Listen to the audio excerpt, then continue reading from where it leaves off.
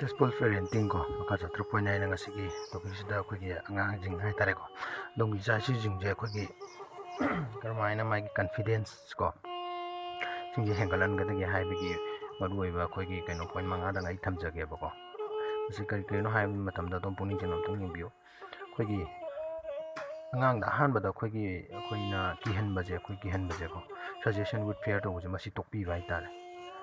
karmaina hai ban tam ne ko da moina akhoi na chak cha da ga di nang police na pha la ni bhut la ni dai di hadi cha na bane na akhoi na seran tran ngang bi ba to masi tokbi da ba ko adai di ani su da akhoi na angang da akhoi kari jang chaning ni nang school chat ka dra ka ina hang bi ba je ko masi masi dum tokbi roi da ba ni adai di akhoi decision lo bai tare angang na decision lo je akhoi na mama pa ne ta decision lo bi ba je ta tokbi roi da ba nang di si chelu nang di si chel si ser kanu nang si chana de ga ina akhoi masagi piron se cha ba da akhoi keno tokbu ji chu akhoi chak cha ba do ro chaning ga cha jam chaning ga tok se no by force to pije da ba adai di piron je sening ga dum se sening ro sum tok se no ma na sening dum se cha just chelan bai tare ko adu by force to bi da ba mai gi decision maker do akhoi na oi bi da bai tare masana dum keno to hon bi gi dong ne ba adai di mi mari su da akhoi mi atopa ga compare to bi da bai tare samna da ma na ba ma first star lai nang di mi ti tar lai kaina sum je compare to wen da bai tare nim cha di maram moi nang di maram mok de haina sigumba je akhoi na icha do da maram mok na tra pa mi se adu ita de maram mok na bu do akhoi karmain sin nei masa da dum compare tong na bu honan ta ba haidi example oina akhoi na mahang na kai tare handa ke exam sida 50 mark phang ala haidi rank 2 tar la en khalo mathang da rank 1 ta na ba nang kan hona ji handa phangi ba marks dagi mathang da phang na ba hona ga dong ni haina sumaina tapi ba adu di na tra na akhoi ge mi na du taw mi na da taw haina mingon da sum taina ba du taina bi da ba hai tare ko adu masana da compare tong na ba gi sang se dum adu ki mati henkalan bi o adu mabuning thokat ba je ko adu ki mati adu mabuning thokat bi o ma su da ko akhoi ge mabuning se adu ki mati thokat ki ne thokat ki dong ne adi puno ma na taw ma tam da ko ge chummi ne fajai ne yai ne haina jing ba ko adai di handwriting je hai hana da gi kra improve oi re kra oi re bu hai ro natraga fajare bu hai ro adai di ma ki keno jing je hadi hiram khuding da mabuning han ba hai ba koina wangang ji season na bi da bai ta sana ba do ro keno do ro chak sa ba do ro hana dai di ka sa re hana dai kar fa gale kaina ko hana dai di nang handwriting jam fajare kaina ko sing ba je koi mabuning to ba je atu ki matik mabuning to ki do ne ba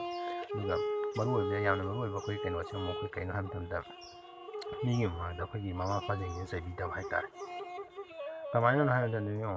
ro mi ma na bi im lai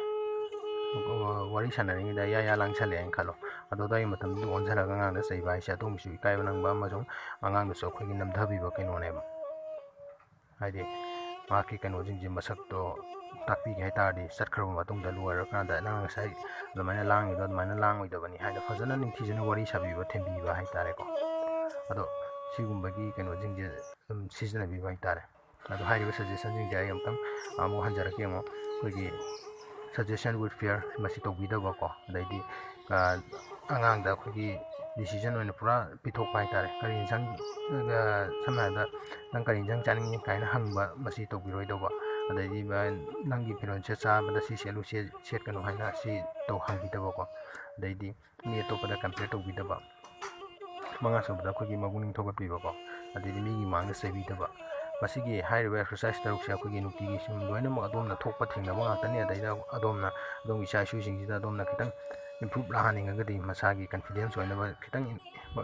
hengal haning ga di ko adom na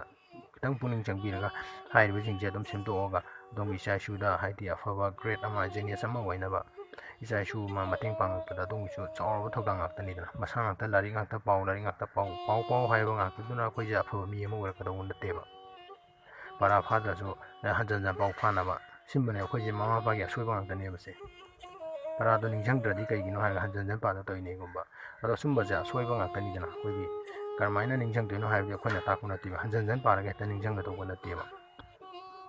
do sumba jing ja khoi na puning tang chang bi ra ga dong gi sa sing gi afa ba ma o hen ge genius ma o hen ge hai ta de atom chu tambi ba le pi ga no adom na tambi ri bu do adom gi sa da takpi ba le pi ga no na ina